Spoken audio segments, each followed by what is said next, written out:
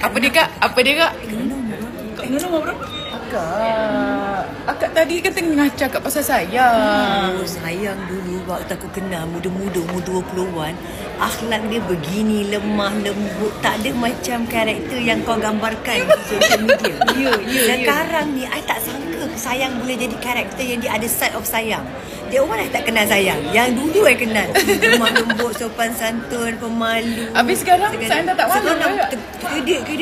Tapi percaya dia sayang. asyik puji je Kak Sayang. Betul ke dulu aku kenal dia bukan macam tu Put? Bukan macam tu. Kau rasa?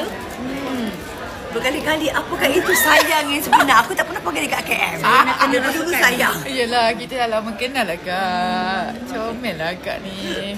Kita dengan Datin Narina tu. Comel. Betul. Saya kenal dia macam tu. Aku memang tak sangka karakter sayang boleh jadi gila-gila macam tu.